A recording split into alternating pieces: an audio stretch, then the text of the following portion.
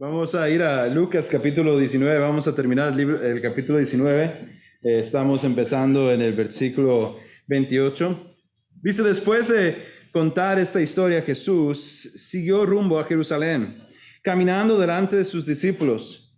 Al llegar a las ciudades de Betfagé y Betania, en el monte de los olivos, mandó a dos discípulos que se adelantaran. Vayan a la aldea que está ahí, les dijo.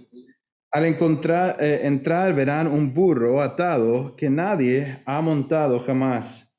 Desátenlo y tráiganlo aquí. Si alguien les pregunta por qué desatan al burro, simplemente digan, el Señor lo necesita.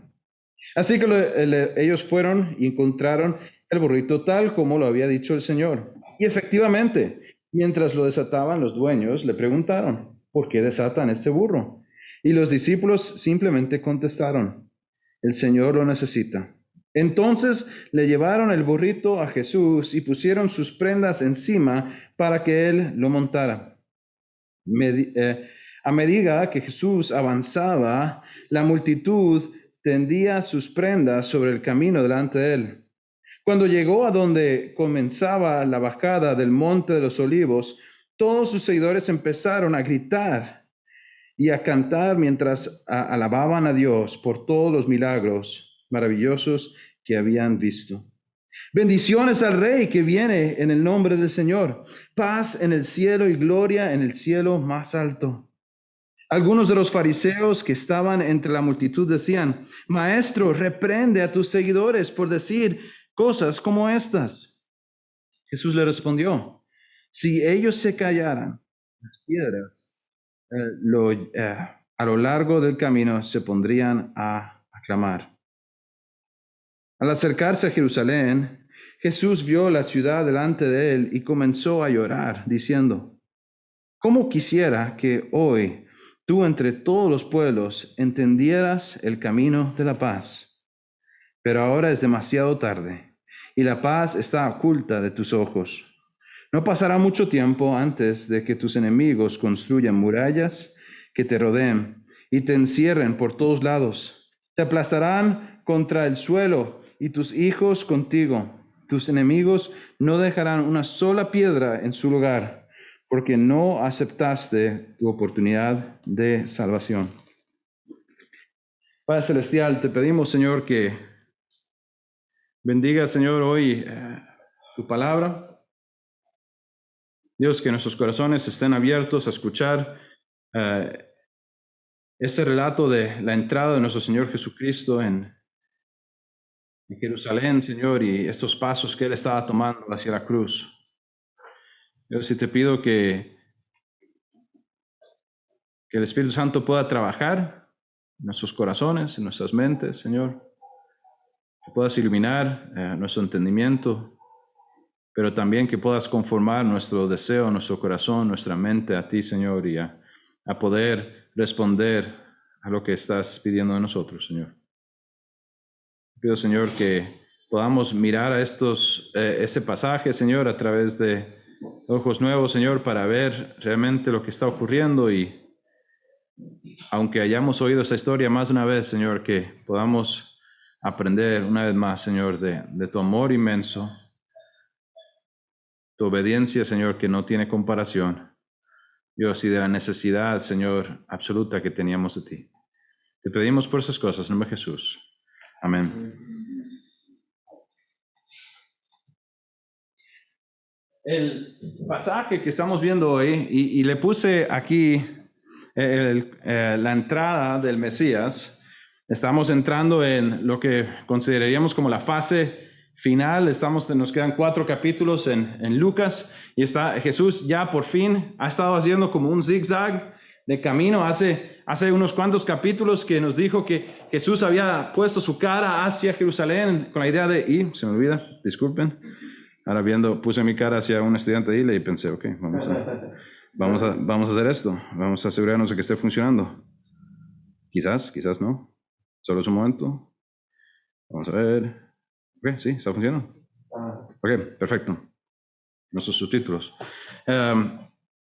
Jesús pone su cara hacia Jerusalén con la idea de que Él ya ha determinado que esa es la dirección hacia la que va a ir, pero sabemos que no fue directamente, sino que tenía algunas cosas que tenía que hacer entre ese momento de primeramente cuando lo dice, y realmente la vida entera de Jesús era un camino hacia este momento.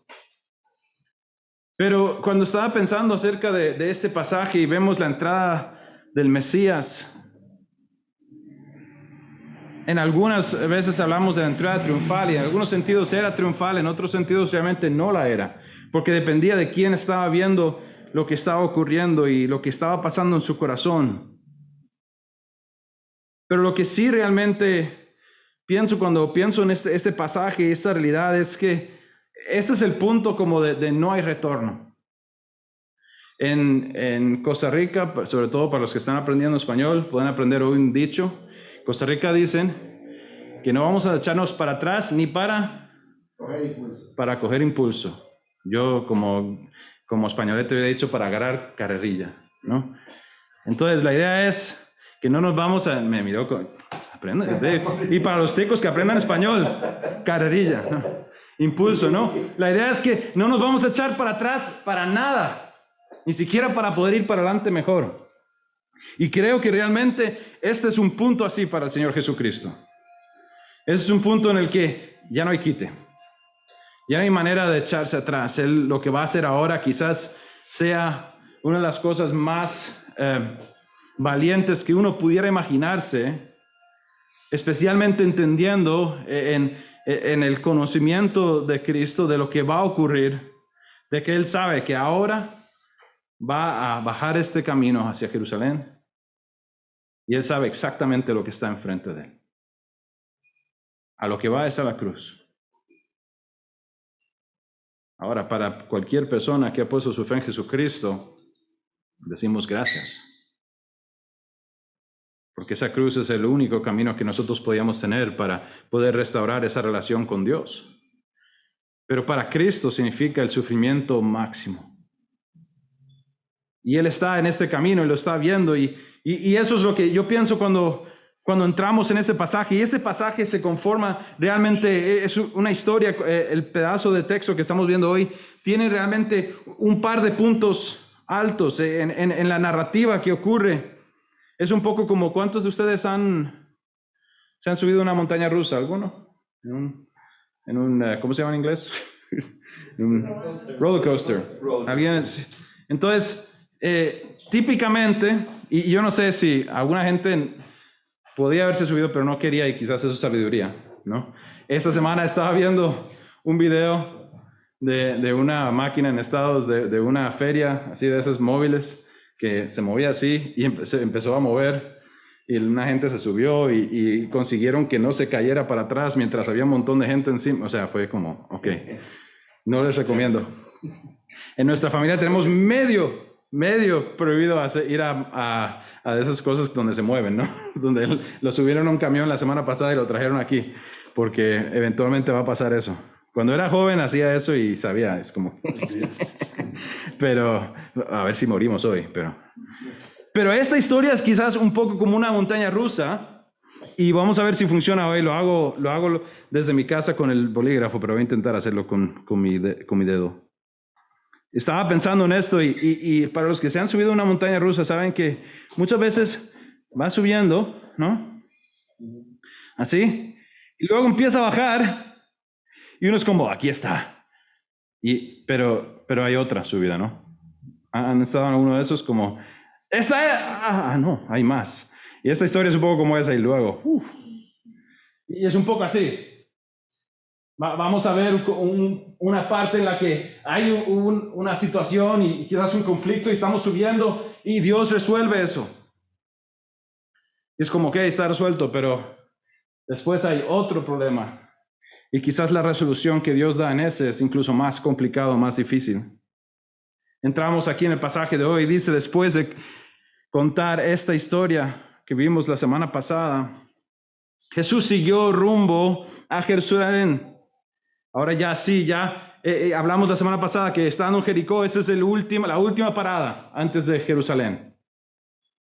Bueno, podríamos técnicamente decir quizás va a pasar un tiempo en Betfagé, pero ya Betfagé es un suburbio, es como decir San Pedro, ya estamos en la GAM, ¿no? Ya Jesús se va para la GAM de Jerusalén. Pero después de contar esta historia, Jesús siguió rumbo a Jerusalén, caminando delante de sus discípulos. Al llegar a las ciudades de Betfagé y Betania, en el monte de los olivos, mandó a 2 discípulos que se adelantaran. Vayan a la aldea que está allí, les dijo. Al entrar, verán un burrito atado que nadie ha montado jamás. Desátenlo y tráiganlo aquí.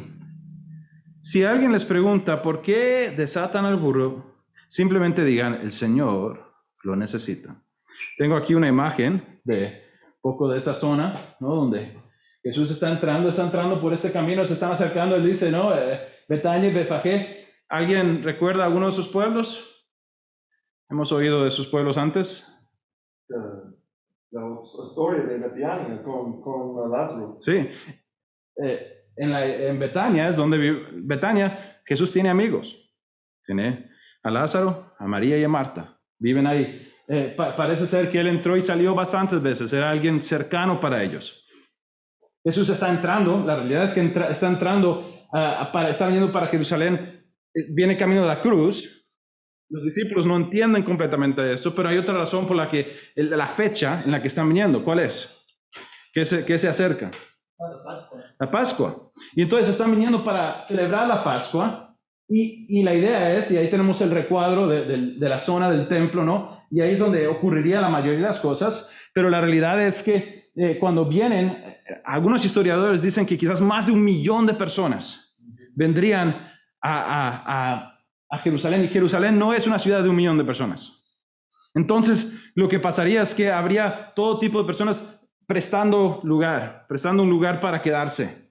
Quizás Eduardo sí vive en Jerusalén y yo voy camino de Jerusalén para celebrar la Pascua y él me dice, hey, Jonathan, tengo lugar para 4 personas, entonces le puedo dar choza, ¿no? Puede quedarse conmigo. Entonces, eso ocurriría. Quizás tengo familia, quizás tengo amigos, diferentes grupos quizás estarían aportando espacio para otras personas, ¿no? Y quizás un fariseo, quizás un Nicodemo va camino para celebrar, y él no vive en Jerusalén, pero tiene amigos fariseos y siendo posiblemente que incluso fuera del Sanedrín, pues tiene ahí un lugar para quedarse y alguna gente tiene lugar para quedarse.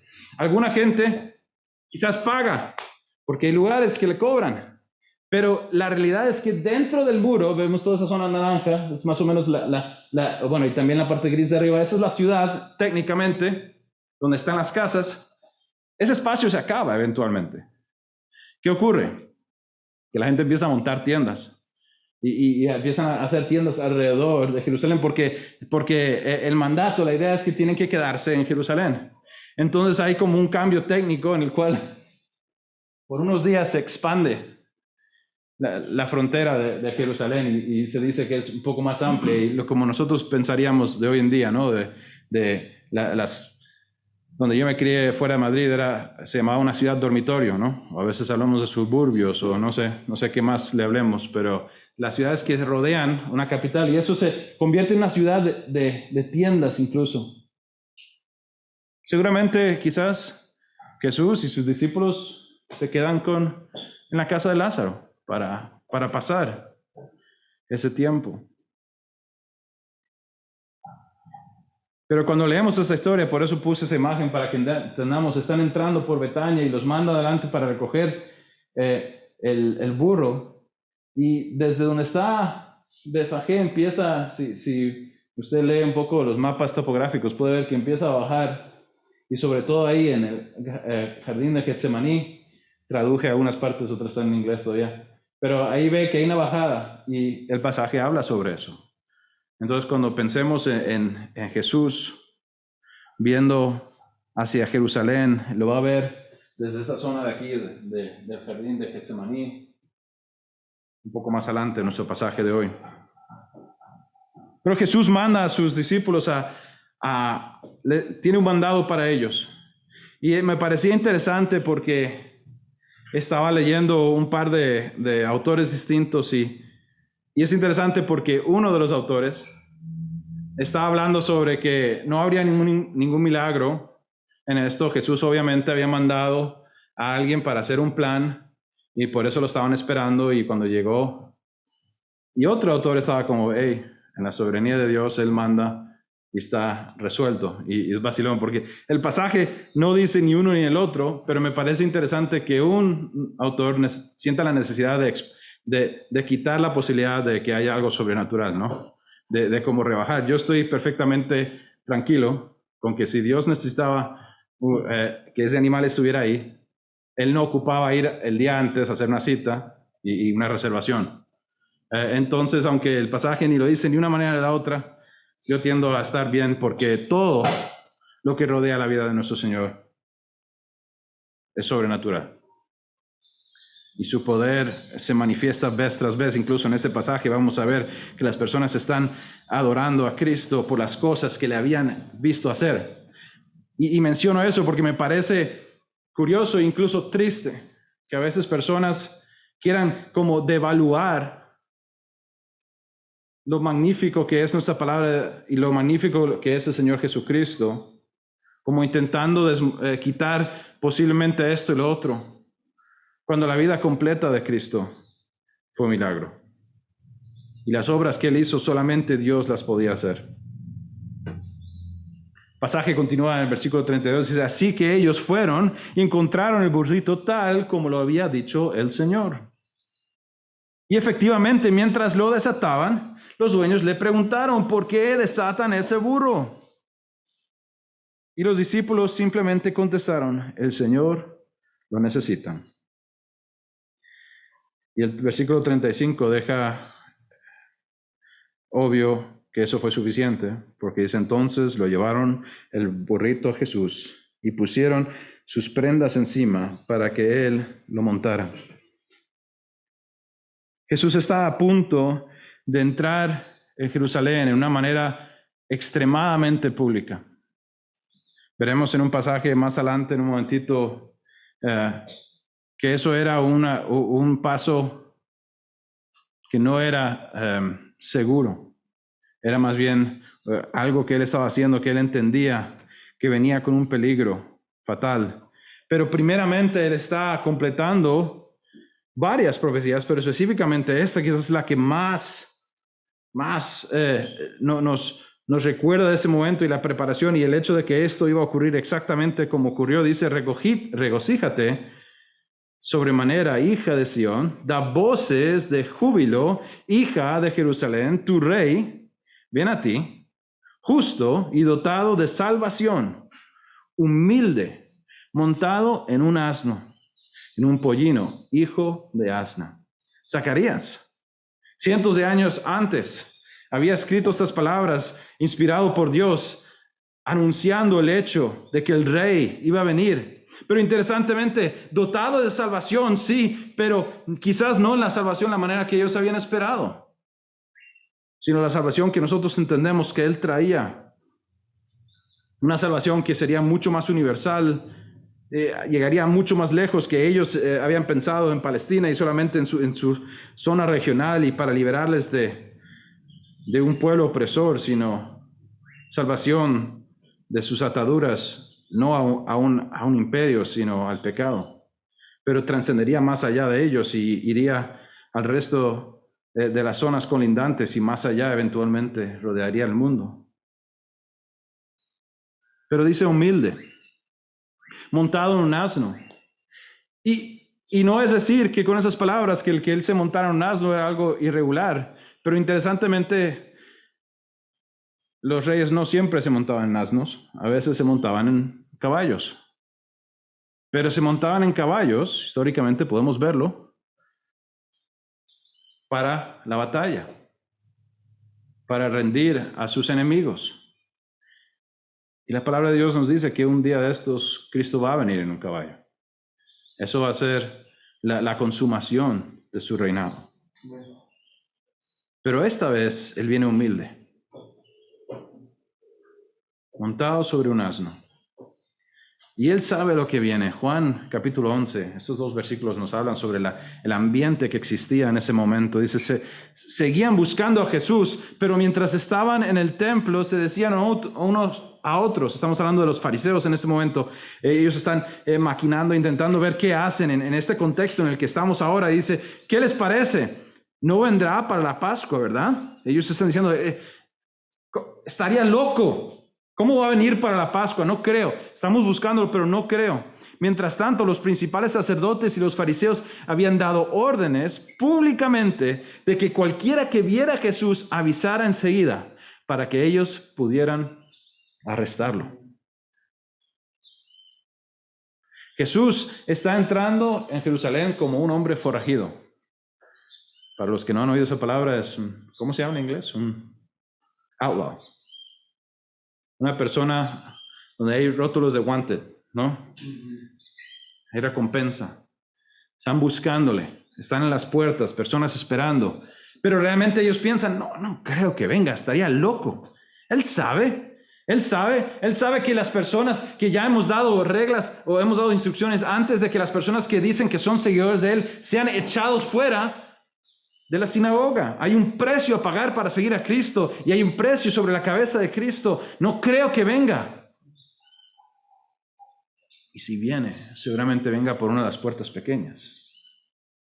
Quizás Él dice que es un buen judío y venga, pero venga escondido y no se muestre. Pero ¿cómo viene nuestro Señor? Muy públicamente. Muy públicamente. Él se sube sobre ese burrito y empieza a hacer su camino. ¿Y qué es lo que ocurre? Es lo opuesto a que se esté escondiendo, sino que es extremadamente público. A medida que Jesús avanzaba, la multitud tenía sus prendas sobre el camino delante de Él. Vemos aquí que cuando pensamos en la realidad de que Jesús está viniendo y de que hay todo un plan para buscarlo, intentar pararlo y hacer lo que haga falta para deshacerse de Él. Y eso es como que está empujando en contra de la probabilidad de que Jesús viniera. Pero ¿qué hace Jesús? Él responde viniendo de la forma más pública, y no solamente pública, sino recibiendo adoración, recibiendo alabanza. A medida que Jesús avanzaba, la multitud tenía sus prendas sobre el camino delante de Él. Esto era una forma de muestra de decir que se ponían debajo de Él, que se estaban sometiendo a su autoridad. Y ellos están poniendo esas prendas para que Él pase por encima. Cuando llegó donde comenzaba la bajada del Monte de los Olivos, ¿se acuerda? Vimos ahí la imagen. Todos sus seguidores empezaron a gritar y a cantar mientras alababan a Dios por todos los milagros maravillosos que habían visto. Ellos no podían contenerse. Estaban delante de alguien que sabían que tenía que ser el Mesías, tenía que ser la persona que habían estado esperando. Él tiene que ser. Bendiciones al Rey, dicen ellos, que viene en el nombre del Señor. No solo un rey, sino el Rey que Dios ha mandado. Paz en el cielo y gloria en el cielo más alto. Ellos están diciendo, esto es una obra de Dios. Entonces, si por un lado hay una resistencia y sabemos que Jesús y sus discípulos conocían esa realidad, que estaba intentando aplacar, que estaba intentando parar, que Él creciera. Y tenemos ese conflicto, pero la resolución es esta explosión, una explosión de más que aceptación, sino que ya se va a la adoración. Y aquí, ¿se acuerdan que dije que sube y es como, wow, ok, estamos bien? Pero eso causa otro problema. Causa un problema muy grande. Sigue creciendo la adoración a medida que Jesús avanzaba. Me fui. Ok, ahora sí. Al acercarse a Jerusalén, Jesús vio... ¿Era posible que me volé un...?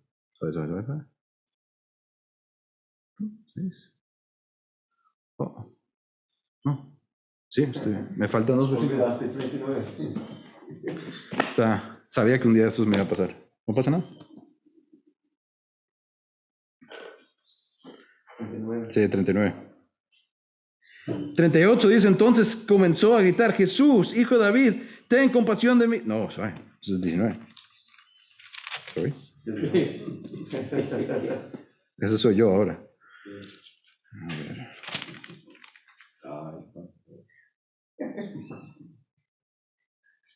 Ok, está muy bien, está muy bien, está muy bien.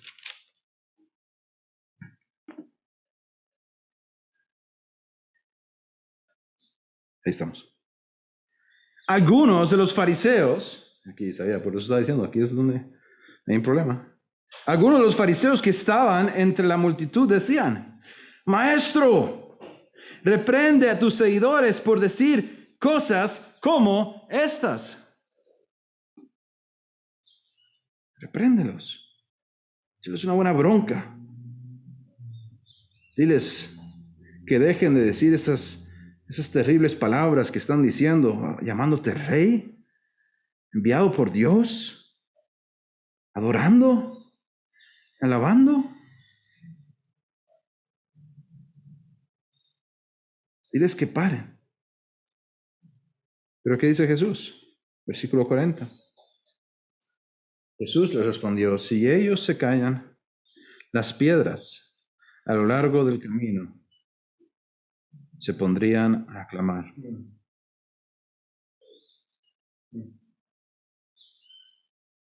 Aquí vemos un siguiente, quizás y más directo, conflicto entre un grupo de personas que están, bueno, sabemos que incluso eventualmente se jurarían a unos a otros el no comer en algunas condiciones para poder suprimir lo que Cristo había empezado. Ese es el nivel de su celo y ardor en contra de lo que Dios estaba haciendo. Y ellos van directamente al frente de la fila.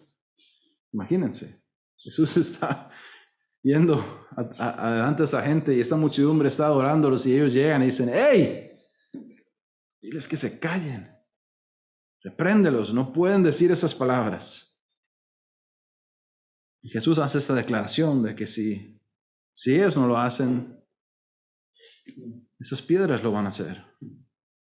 Esto tiene que ocurrir. No hay nada que puede parar esto. Pero es interesante en este pasaje que en ese momento, cuando ocurre esta interacción, hay un cambio.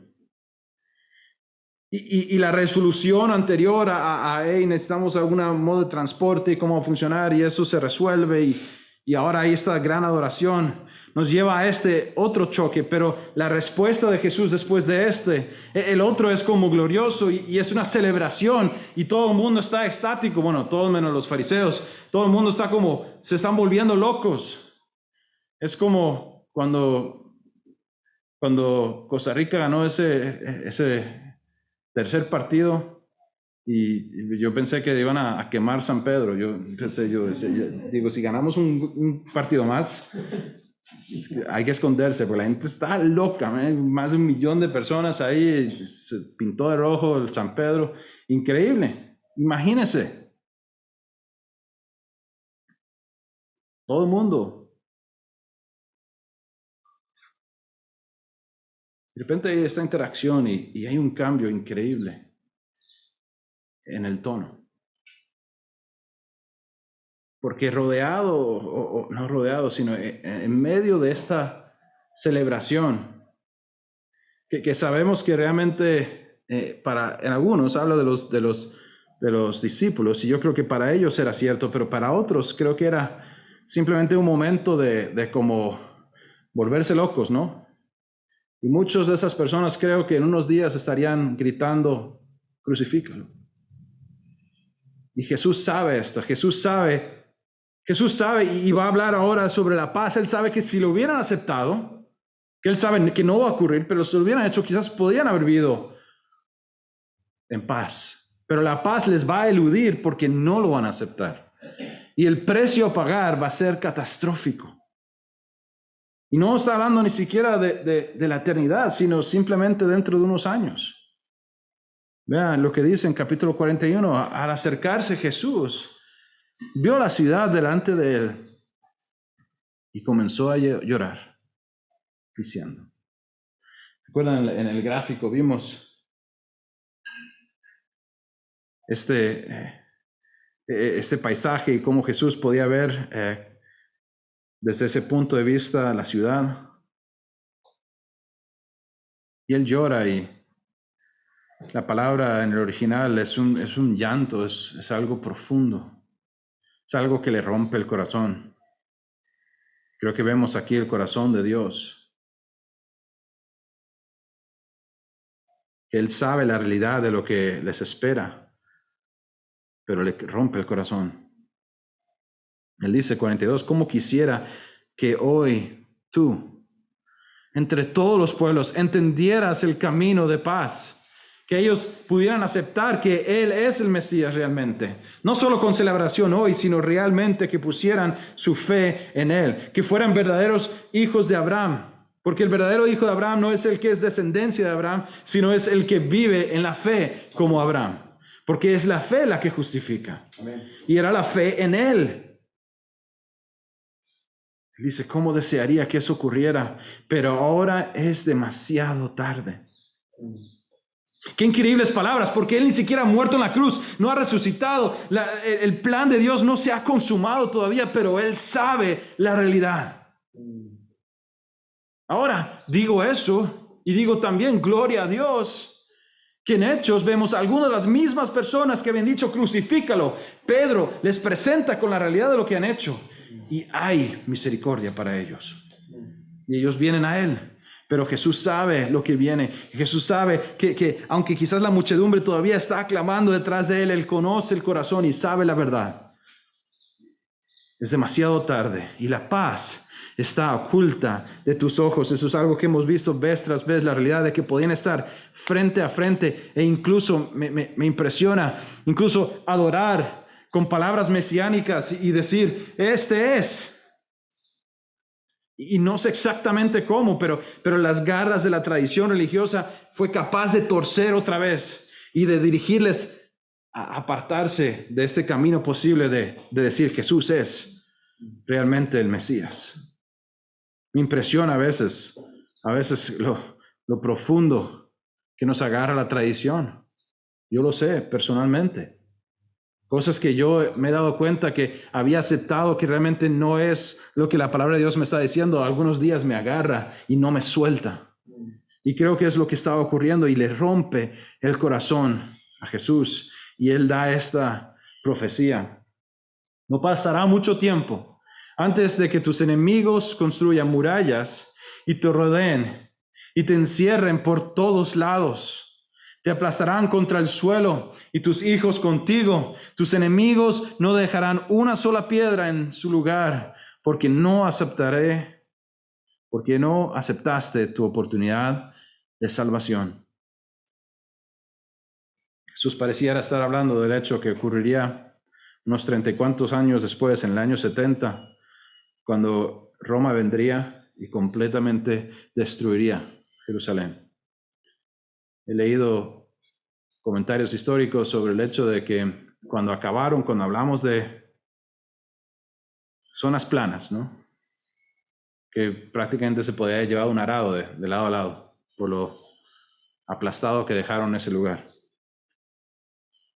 Va a llegar un tiempo. Él dice, ¿por qué no aceptaste tu oportunidad de salvación? La salvación estaba ahí, pero no la tomaron.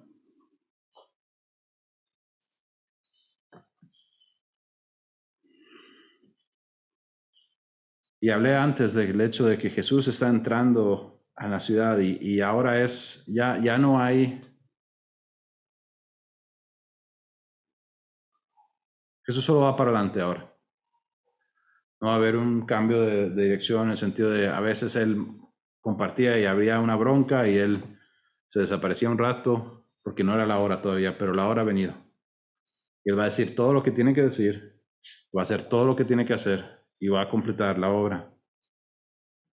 Ahora se ha manifestado como el Rey, ha decretado la verdad, ha mostrado su corazón y va a mostrar un poco más de su autoridad ahora. Dice, luego Jesús entró en el templo y comenzó a echar a los vendedores, a los que vendían animales para los sacrificios.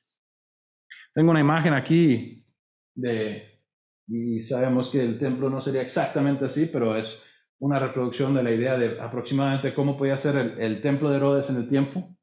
Y tengo marcados ciertas zonas. El punto 1 que rodea alrededor de esa primera valla era el atrio de los gentiles. Hasta ahí, los gentiles que eran seguidores de Jehová podían entrar hasta esa zona. Después, hay una zona más pequeña. De ahí podían pasar las mujeres judías. Podían entrar hasta ese punto. Y después hay un muro más grande, la zona 3. Hasta ahí podían entrar solamente los hombres israelitas. Y finalmente la zona final, la zona 4, el atrio de los sacerdotes, y dentro que conllevaría esta zona de aquí, dentro de eso es donde harían los sacrificios y estaba el lugar santo y santísimo dentro. Y sabemos que seguramente en la zona 3, donde los hombres podían entrar, los hombres judíos podían quizás asomarse y ver un poco las interacciones de los sacerdotes que estaban haciendo su trabajo. Disculpe. Acabo de darme cuenta.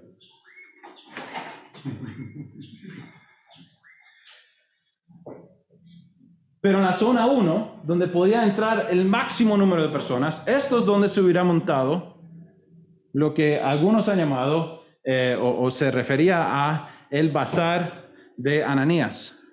Ahora, si conocen su historia, sabrían que Ananías había sido el sumo sacerdote y había pasado, ¿lo dije bien? Anás, disculpe, tenía Ananías en la cabeza, Anás. Pero el sumo sacerdote que había ahora se llamaba Caifás, que era el cuñado, es que eso sí me come a mí en español. Anás era el suegro de Caifás, entonces Caifás era su cuñado. No, Su yerno, gracias, yerno. Entonces, Anás tenía una hija y Caifás se había casado con ella. Anás había sido el sumo sacerdote y ya no lo era técnicamente, pero todavía tenía unas funciones y tenía una influencia muy grande. Y parecería que durante su tiempo se había establecido realmente muy fuertemente esta venta, hasta el punto que la gente lo llamaba el bazar de Anás. Y se había convertido esa zona, el número 1, en un mercado completo. ¿Por qué? Por varias razones. Una razón siendo, bueno, pues que cuando usted viene para esta celebración necesita hacer un sacrificio. Pero el problema de eso, y uno puede decir, bueno, pero traiga su propio, es como cuando uno quiere ir a ahorrarse plata, y cuando va a un picnic, ¿qué hace? Se lleva su propio sándwich, ¿no? Y nosotros lo hacemos ahora y ellos lo podían hacer también. Pero el problema es que tenía que pasar una inspección. Y desafortunadamente los chorizos y la corrupción no se inventaron en nuestra vida, ¿no? Incluso en esos tiempos había la probabilidad de que usted trajera algo y quizás ¿qué pasa si el inspector dice, Pero lo que todo el mundo sabía es que si usted entraba adentro, podía comprarse uno que estaba ya con el sello, garantizado, ¿no? Qué buen negocio, ¿no? Pues gente que vende, gente que certifica. Me suena familiar, pero... Y había otro negocio. Era el negocio de que cuando se daban las dádivas tenían que darse la moneda del templo. Entonces gente venía de todos lados, con todos tipos de monedas. Podía ser una moneda romana, podía ser una moneda griega, el dinero de Palestina, un par de diferentes monedas diferentes, todas aceptables, todas intercambiables, se podía usar. Pero cuando entraban al templo tenían que usar una específica. Y ahí había gente cobrando. Yo no sé si alguna vez usted ha ido por frontera de tierra y hay gente con un taco de plata. ¿Y qué quieren? Y usted sí le compra a esa gente, ¿no? El tipo de cambio es terrible. Algunos historiadores dicen que incluso había como hasta un 12% de impuesto, o sea, de ganancia sobre... Y eso está ocurriendo en el templo.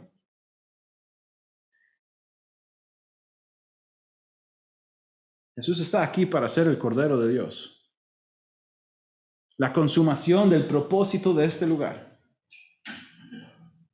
Y cuando Él entra para enseñar, y durante esta semana hasta el momento de su arresto, Él enseña en el templo. Lo que se encuentra es esto. Esto es lo que ha ocurrido en el templo del Señor.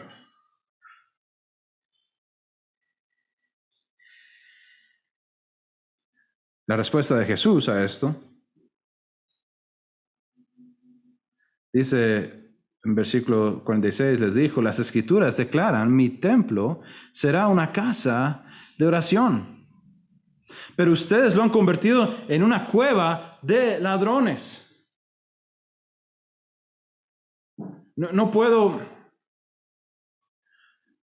evitar pensar que cuando Jesús mira a Jerusalén y Él está entrando, si se acuerdan del mapa, está entrando por donde el templo está primero.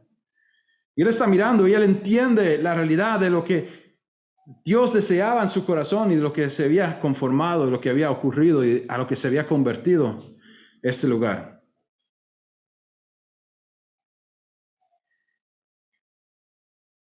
Y si alguien en algún momento le ha hecho alguna vez cuestionar la fuerza, el poder de Cristo, no solamente como Salvador, sino como un hombre, Él solo echa a toda esta gente, se enfrenta y los echa con autoridad, y yo no sé, es un milagro que pudiera ocurrir, pero como les he dicho también, Él está sellando su destino. Él está en el camino a la cruz. Nada va a cambiar eso. Pero Él va a mostrar la realidad y va a hablar las palabras que tiene que hablar. Va a profetizar lo que tiene que profetizar. Va a declarar lo que tiene que declarar.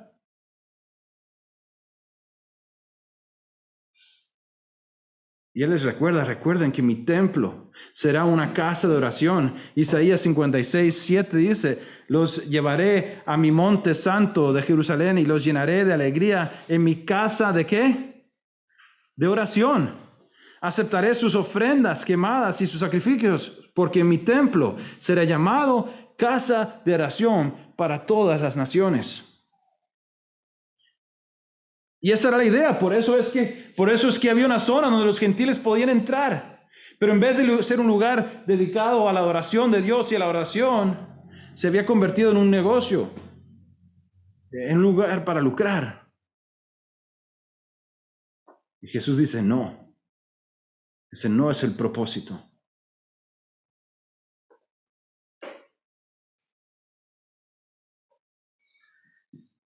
Cuando me pongo a pensar en la valentía de Cristo durante estos días,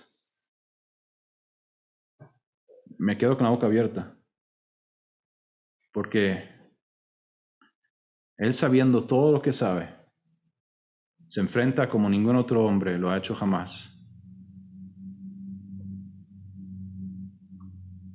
¿Y después qué hace? Después de esto enseñó todos los días en el templo.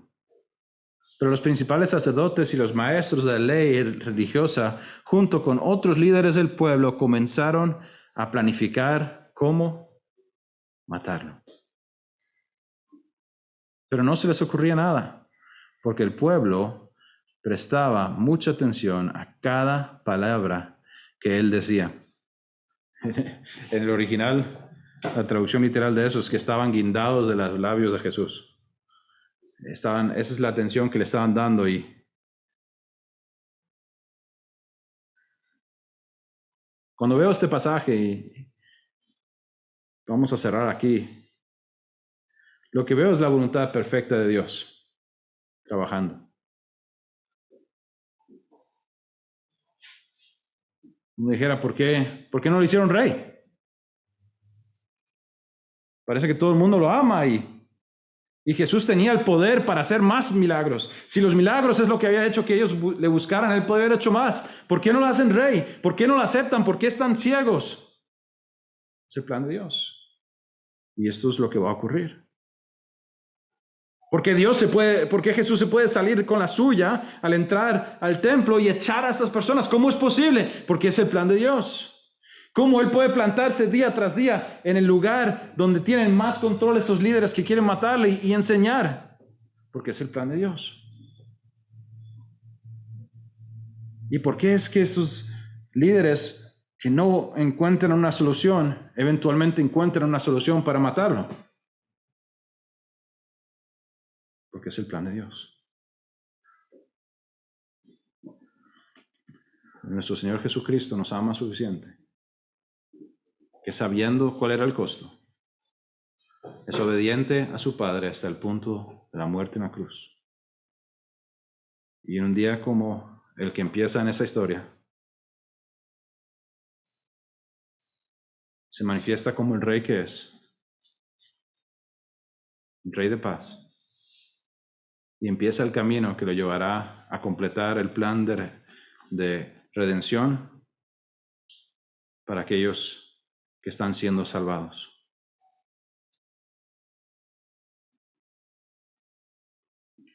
Para cerrar aquí, simplemente tengo estos dos pensamientos que me vienen con ese pasaje. Solo había un camino a la salvación y ese camino pasaba por la cruz. Esa es la dirección en la cual va nuestro Señor Jesucristo. Y yo por uno digo, gracias Cristo.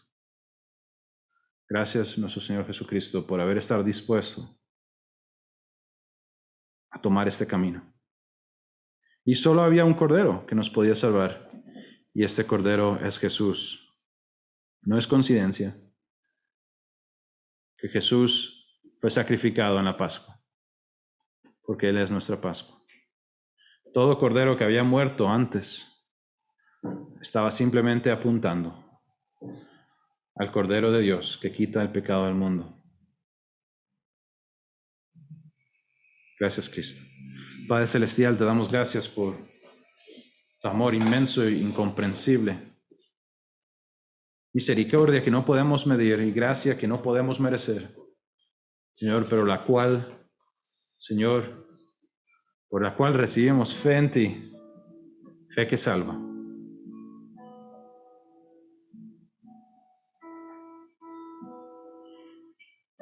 Creo que para cualquier creyente esta parte de los evangelios es agridulce, Señor, porque oímos de tu sufrimiento y podemos ver en tu corazón, incluso hoy, rodeado por buenos momentos, Señor, el corazón que tenías roto, Señor, por un pueblo que había sido elegido, el cual te había rechazado, Señor, y todavía aún cara a cara con su Creador, escuchando las mismas palabras que habían hecho todo. No podía finalmente aceptarte, Señor, como Salvador. Pero también sabemos que la culminación del más grande sufrimiento, Señor, de tu obediencia que te llevó a la cruz, Señor, no acaba en la cruz, sino habiendo sido derramado tu sangre, habiendo sido ofrecido el sacrificio que quita el pecado del mundo.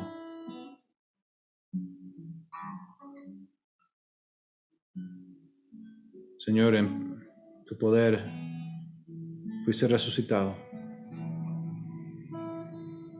Y ahora el Espíritu de Cristo vive en nosotros.